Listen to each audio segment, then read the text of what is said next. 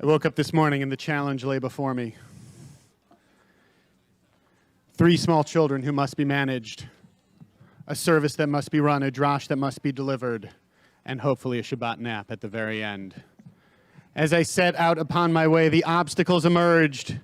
A particularly cranky 3-year-old, a 6-year-old whose hair would not stay out of his face, and a 10-year-old who unexpectedly wanted to join me on the walk to Shul when I had hoped to have a few moments quiet to myself. And yet, yea, verily, and or forsooth, I set out on the long quest all the way from Bedford to La Cienega, dodging cars moving upwards of 10 miles per hour. And I crossed the intersections and trod through the gate, and I have victoriously conquered the Shabbatoons, and yes, now here stand before you, delivering this drash with the long-awaited hope of a nap waiting for me, hopefully, at the very end. Now, it's true, this is not the stuff of epic poetry, but this is along the lines of the traditional hero's journey. I'm right in the middle of it right now. There is the call to action, the goal, the thing that must be achieved, and then there are the obstacles that emerge along the way. And then traditionally, there is then the reward, in this case, feeling good about what I've done this morning, hopefully, and then the return back to where I started at the end. I'll let you guys know if I make it to that nap. We tell ourselves stories about these journeys. The author Joan Didion, of course, famously said, we tell ourselves stories in order to live. And one of our most famous stories, of course, happens at the beginning of this week's parasha when Avraham is called and God tells him, Lech-Lecha mi artzecha mi moladeticha mi beit avicha el haaretz asher ereka. Leave your land, your birthplace, your father's house to the land that I will show you. And you can even hear in that there's a bit of a difference, because he is not told you'll come back here, but he's actually told you're going to go and you're going to stay where you are. At no point in the Torah does Avraham return from whence he came. And as Avraham responds to this call, I'll offer up the idea for us that there are journeys out in the world, the places that we go, the destinations, geographic, that we might hope to get to one day or that we're heading towards. And there's also, of course, the journey within ourselves. That it's possible for us to think about this call, this sense of exploration and obstacle and hopefully triumph, that we can think about the tasks, the things that we need to achieve within our own lives. The famous Hasidic Rabbi, Reb Simcha Bunim, speaking of this, said, each person should test themselves to see if their ways may be improved.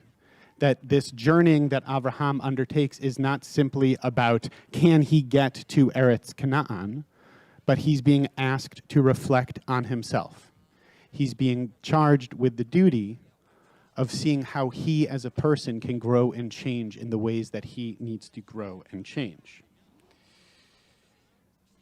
The famous 20th century scholar of mythology, Joseph Campbell, who laid out this archetypical sense of the hero's journey, talked about the idea of a promised land that features so prominently in this parasha, and he talks about it as a metaphor as well.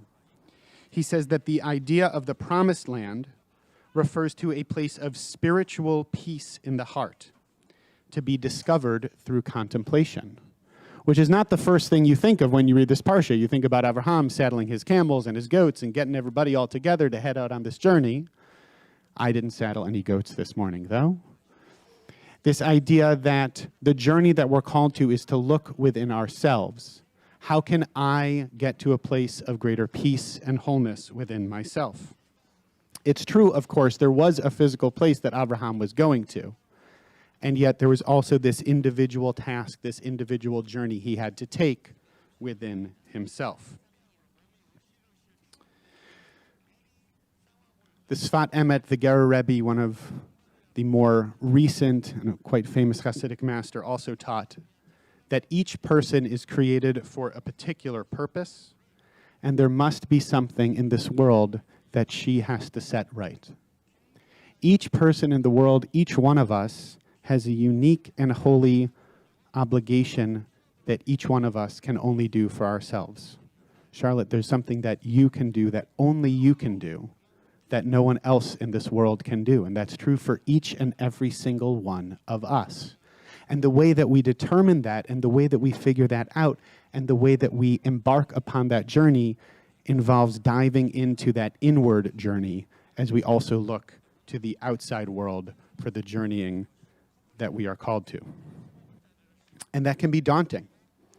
And that can feel uncertain. If I just got a call and said, hey, follow these GPS directions, and I say, where do they head? I say, I don't know, but just start driving. I don't know how I'd feel about that.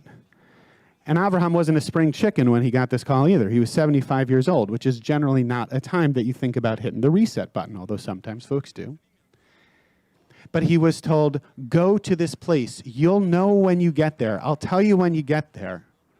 And I need you to get up and go.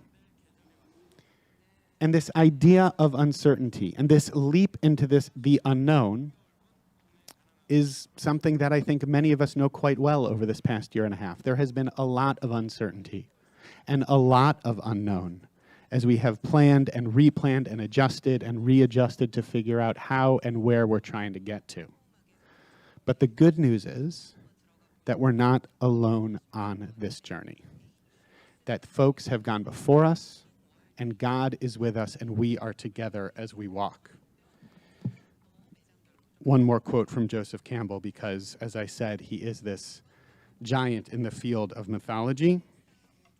He said, we do not have to risk the adventure alone. The heroes of all time have gone before us. Where we had thought to travel outward, we will come to the center of our existence. And where we had thought to be alone, we will be with all the world. His words and the words of this parasha echo through the centuries, calling us to this journey, going out into the world and going within ourselves, as we each tell the story of where we're going and how we're growing. And yes, it's true that it's a journey that we must each make for ourselves, and we should always remember as we're going on this journey that we're never walking alone. And hopefully we each get a nap along the way. Shabbat Shalom.